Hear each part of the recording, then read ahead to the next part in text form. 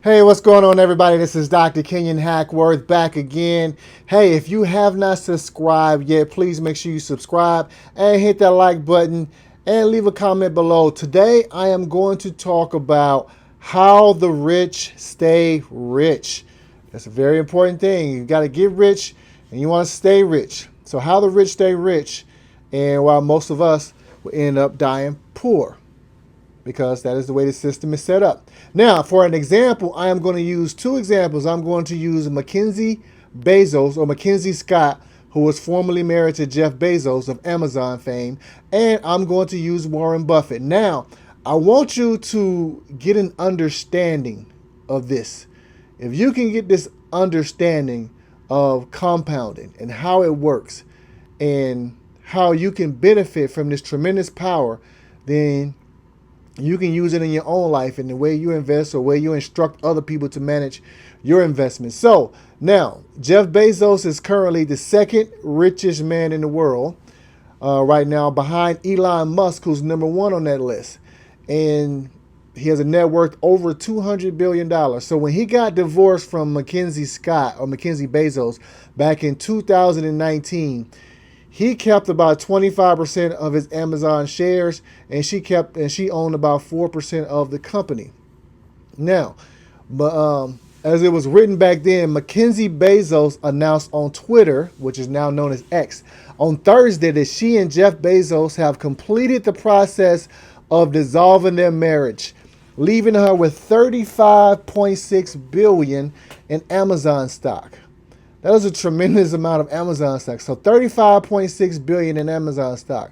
Now, let's look at what she's done since that particular point in time.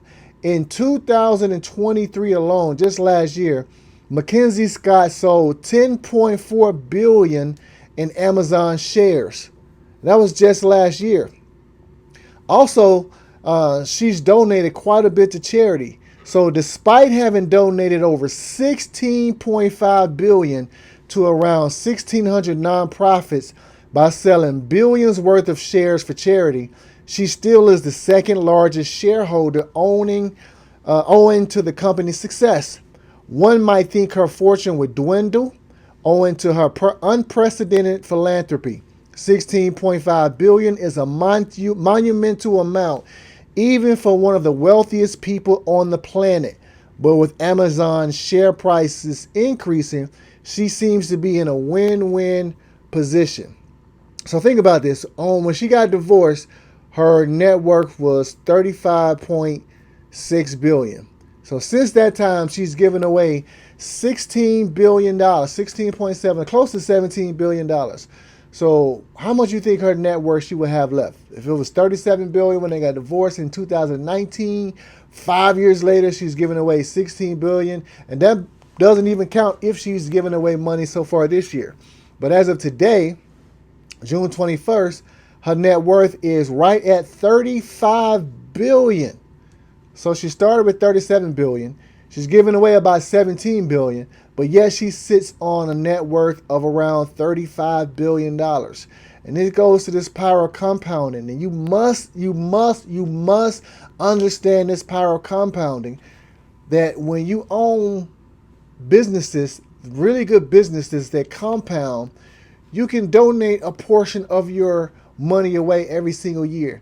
But what happens is, because of the shares of the company continue to grow, your wealth will continue to grow. So that's what happens. So her wealth has continued to grow during this time frame, so that even as she's giving away billions and billions of dollars, her wealth continues to grow, at a proportion based upon what's happening with the Amazon shares.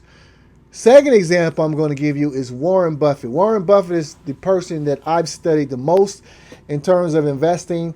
One of the people, him along with Charlie Munger, that I might have, and Philip Fisher, that I probably learned the most, and Peter Lynch too, of course, that I probably learned the most from in terms of investing and coming up with the philosophy of investing. And I've gotten my own, style of how I do things, but, I've learned a lot from listening to them. So I'm going to have you watch this video that aired on CNBC about Warren Buffett and him giving away money to philanthropy as well. Guys, I think the interesting thing, if you look at this over time, he did put a statement in with this, just talking about basically the mathematics of a lifetime of commitments to these 5 foundations. It's a law in compound interest, kind of building up over time. Back in 2006, he had 475,000 Berkshire A shares worth $43 billion. In the 17 years since then, he has given away about $50 billion, about 5% every year to these companies. Yeah, now he has less than half the shares, 218,000, less than half the shares left, worth $112 billion now. So even as he's been giving away billions and billions and billions of dollars, the value of those shares keeps growing. And that's not over a period of time where Berkshire had a phenomenal growth rate. It just shows what happens when you have compound interest. But that's always been his argument. He's going to be much better at compounding. All right, now, so you see from the video, now in 2006, Warren Buffett owned about 475,000 shares of Berkshire A stock. Okay? Since that time, from 2006, he had a net worth of about $43 billion. Since that time, he is giving away over $50 billion. And as you can see in this video, at the time of that video, his net worth was still around, had grown to $112 billion. Now that is starting at $43 billion, giving away 5% per year, so $50 billion. And then all of a sudden he had less shares, but because of the growth of the company continued to grow, his net worth has continued to grow. So now he's actually listed as the 8th wealthiest person in the world with a net worth of right around $135.6 billion. So even giving away 5% of his portfolio every single year to charity, his net worth has continued to grow. Now that is a tremendous aspect that has to do with this power of compounding, and why I believe so adamantly that if you own really good businesses, you can sell 5% of your portfolio every single year and your wealth will continue to grow. That's how the rich stay rich. So for us, the advisors that, middle class and other people tend to hire, they go by this philosophy that's dictated, whatever conventional wisdom is. Conventional wisdom is if you take 100 and you subtract your age, and that's what percentage you're supposed to be in bonds and what percentage you're supposed to be in stocks. How many people on this Forbes list of the richest people in the world got to age 60 and be like, oh, I'm 60. I gotta take 100 and minus my age. I'm supposed to be 40% in stocks, so I'm gonna sell half of the net worth of the great businesses that I own so I can put it in bonds. Bonds doesn't grow anywhere near the way stocks grow. So how many people, wealthy people, are selling off their assets and says, I'm going to sell my great businesses that continue to grow, that can continue to create wealth the same way Amazon has continued to do for Mackenzie Scott, and the same way that Berkshire Hathaway has continued to do for Warren Buffett. How many of these people are selling off and say, oh, I got to go to bonds because the bonds are safe? They didn't do it. It doesn't make any sense to me.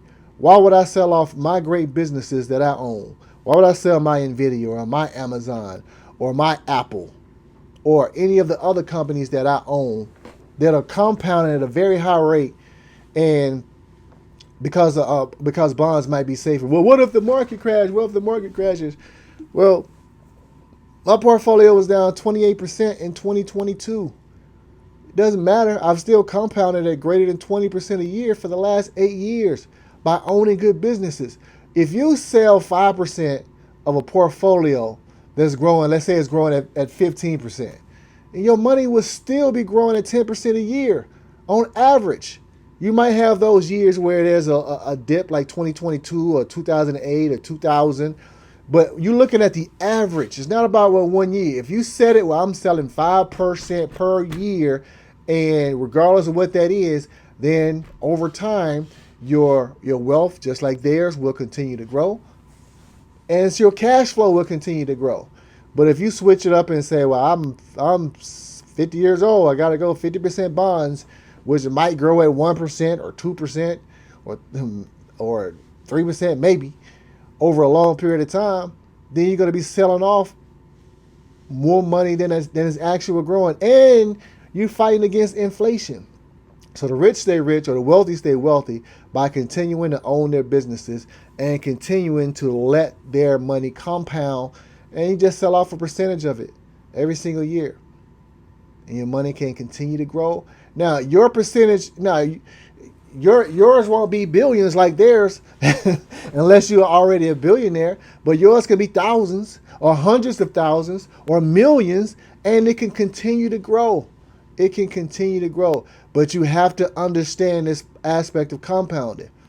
If you think about it, also in 2022, Amazon stock was down 50%. So that means that Mackenzie's Bezos' wealth, probably her net worth, probably dipped about 50% that year. I bet she didn't panic and be like, "Oh, I gotta sell my Amazon because it's too risky now." So she probably looked at, let's say it was 36 billion at the time. That means if it went down 50%, that means it went down to 18 billion, and she's giving away 17 billion, but her net worth is still 35 billion. If you understand compounding, and if you understand the ability to own really good companies for a long period of time and allow them to compound, and just say, yeah, I'm going to sell off a little bit here and there. I'm going to sell 5% of my Nvidia per year once it reaches a certain amount. Let's say whatever amount that is, I'm going to sell 5% per year. I'm not going to sell all of it. I'm going to sell a little bit a year. I'm going to sell 5% of Amazon per year. I'm going to sell 5% of Apple per year. These companies are compounding at 20% or 30% per year. So they will continue to grow at a rate surpassing inflation and also surpassing the rate that you sell off. Now, this is not a directive of anything that you should do. You should make your own decisions, but I want you to listen and start looking at things from a different standpoint, and not just the way that everybody tells you, the conventional way of doing stuff. Because if somebody tells you, hey, we can make your money last 25 years or whatever time frame, you should ask them, well, why is it that my money can't continue to grow? If you are a wealth manager, you should be able to continue to grow my money at the same time I'm selling, or I'm using money for cash flow, or using money for my life. If you can't continue to grow my money, then I need to find somebody who can continue to grow my money the same way that wealthy people do. They continue. It's just like the richest man in Babylon. The richest man in Babylon, Arcad was the richest man in Babylon. But they always said that the more money he spent, it seems like the more money he had. And that is the same philosophy on these two examples. If you can understand that money compounds when it's invested in great businesses, and it will surpass the rate, unless you try and go crazy and just start, just spending every single dime every year, your money can continue to compound, it can continue to grow, and it can be passed on to the next generation. That's how you build generational wealth, by owning great businesses. So, and just allowing them to continue to compound and to continue to grow, and then just letting that money grow and grow and grow and grow. In fact, if you look at the 18th, the 20th, and the 21st richest people in the world, they're all from the Walton family, the Walmart. So the Walmart stock has been passed down, and it'll be passed down to the next generation, and be passed down to the next generation. That's what I plan on doing. To identify great businesses, to be able to take these businesses, put them in a trust, pass them down, so that the next generation can continue to benefit, and they can benefit the following generation. You can build generational wealth like that, but not if I'm switching to bonds and saying bonds need to make up 70% of my portfolio when I get a certain age and they don't grow. So, all right, so that's my take for today on how the rich stay rich and how they continue to get wealthy. So think about it. Start researching. This is about learning. That's why I wanted to create this channel. It's about learning. And it's about understanding that money can grow a whole lot more and a whole lot faster and a lot larger than you think about if it's invested properly. All right, so until the next time, talk to you soon. Love the people that you're around. Spend time with good people. Pray. Keep your head about you. And do the things that you're supposed to do to continue to grow and continue to develop and be the best version of yourself every single day. That's the goal. Wake up tomorrow, be the best version of yourself. All right, talk to you soon. Have a great one.